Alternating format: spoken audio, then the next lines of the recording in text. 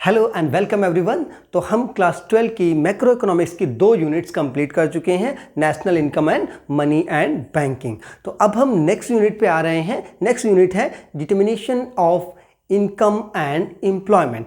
इस यूनिट देखो, यूनिट सभी में सिमिलर रहेगी, यूनिट के नेम सिमिलर रहेंगे सिलेबस के अकॉर्डिंग, ठीक है। लेकिन बुक्स में क्या है, यूनिट को किसी बुक ने 2 चैप्टर में कंप्लीट किया है, किसी बुक ने 3 चैप्टर में कंप्लीट किया है। हम क्या करेंगे, 3 चैप्टर में इस पूरी यूनिट को कंप्लीट करेंगे। तो आज नंबर है चैप्टर नंबर 7, जो कि इस यूनिट का पहला चैप्टर होगा, जो कि क्या है, aggregate demand and related concept. Aggregate demand and related concept. तो आज हम स्टार्ट करते हैं इस वीडियो को। क्या है एग्रीगेट डिमांड, मीनिंग क्या है एग्रीगेट डिमांड का। डिमांड आप लोग पढ़ चुके हैं, डिमांड हम लोग पढ़ चुके हैं क्लास 11th में, ठीक है। तो डिमांड क्या थी, डिमांड जो किसी इंडिविजुअल डिमांड और मार्केट डिमांड हमने पढ़ा था, किसी पर्सन की डिमांड और मार्केट डिमांड। यहाँ क्या है एग्रीगेट डिमांड। एग्रीगेट डिमांड का मतलब पूरी इकोनॉमी में कितनी डिमांड है, सभी गुड्स एंड सर्विसेज की। जबकि मार्केट डिमांड क्या थी, पर्टिकुलर एक गुड की पूरी इकोनॉमी में कितनी डिमांड है, या किसी पर्टिकुलर प्लेस पे कितनी डिमांड है किसी एक गुड की।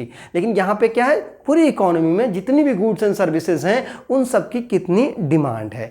ऑलराइट, तो देखते हैं क्या है aggregate demand.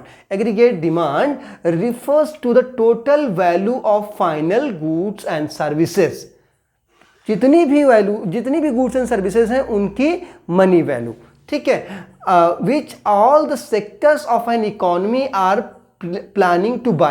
all the sectors of economy, कौन से सेक्टर्स, यहाँ पे वो 4 सेक्टर जो हमने पढ़े थे पहले सर्कुलर फ्लो ऑफ इनकम पहले चैप्टर में। कौन से, house hold sector, government sector और कौन सा फॉर्म सेक्टर और एक्सटर्नल सेक्टर, ठीक है। वही 4 सेक्टर यहाँ पे अगेन है, ठीक है। Planning to buy at a given level of income during a period of an accounting year। तो प्लानिंग टू बाई बहुत इंपॉर्टेंट है, ये प्लानिंग टू बाई बहुत इंपॉर्टेंट है, इसको ध्यान रखना।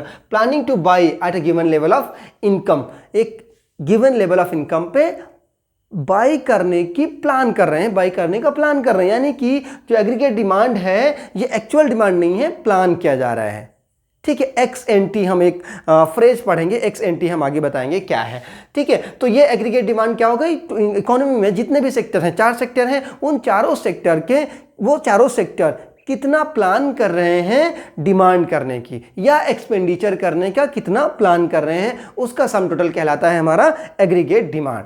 तो आपको क्लियर हुआ होगा आई थिंक ये चीज़ें, एक ही पर्टिकुलर ईयर में, हाँ एक अकाउंटिंग ईयर में, ये याद रखना, ठीक है। तो अब हम देखते हैं इसमें कौन कौन से कंपोनेंट हैं। तो कंपोनेंट सिंपली वही 4 होंगे। AD is equal to AD stand for aggregate demand, AD हम कहेंगे आगे चल के, आगे के वीडियोज में हम एडी ही से बोलेंगे।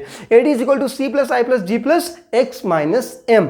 सी stand for consumption expenditure of household. Household का जो कंजप्शन एक्सपेंडिचर है उसको सी से, फर्म्स का जो एक्सपेंडिचर है उसको आई से, गवर्नमेंट का जो गवर्नमेंट एक्सपेंडिचर या डिमांड के हैं, दोनों एक चीज़ है, जो डिमांड है वो जी है, और एक्सटर्नल सेक्टर की जो डिमांड है उसको एक्स माइनस एम या नेट एक्सपोर्ट हम कह सकते हैं, ठीक है। तो ये चारों हैं, इन चारों को हम 1 बाय 1 डिस्कस कर लेते हैं। क्या है पहला, प्राइवेट या हाउस होल्ड कंजप्शन एक्सपेंडिचर। तो हम लोग जितने भी हैं वो हाउस होल्ड हैं, हम कई बार बात कर चुके हैं। तो हमारा फाइनल कंजप्शन एक्सपेंडिचर जो होगा, कंजप्शन एक्सपेंडिचर जो होगा वो क्या होगा, उससे जो डिमांड होगी, यानी कि वो जो डिमांड करता है वो क्या है, यहां पे इंक्लूड होगी। वो फर्म सेक्टर की डिमांड, कौन सी डिमांड हो गई, it refers to the total expenditure incurred by household on purchase of goods and services during an accounting year. बहुत सिंपल, जितने भी हाउस होल्ड हैं वो एक अकाउंटिंग ईयर में कितनी गुड्स एंड सर्विसेज परचेज करने की प्लान कर रहे हैं।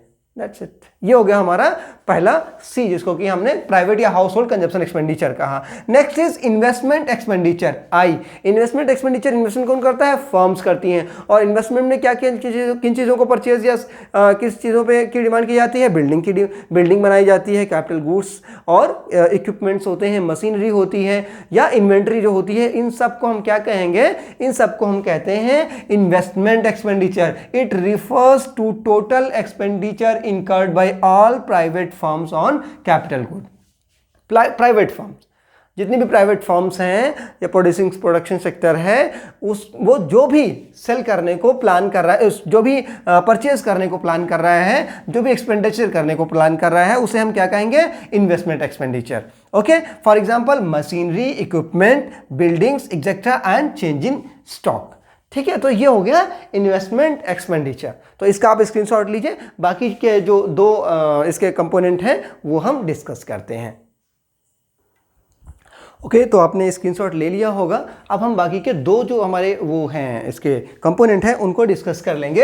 ये फोर्थ हो गया और ये third, government expenditure. Government expenditure भी जो है क्या है, एग्रीगेट डिमांड का पार्ट होगा, क्योंकि गवर्नमेंट भी काफ़ी सारा डिमांड करती है। तो गवर्नमेंट क्या करती है, गवर्नमेंट कंजप्शन एक्सपेंडिचर भी करती है और इन्वेस्टमेंट भी करती है। तो यहाँ पे देख लीजिए आप, it refers to the total expenditure incurred by government on consumption goods and capital goods.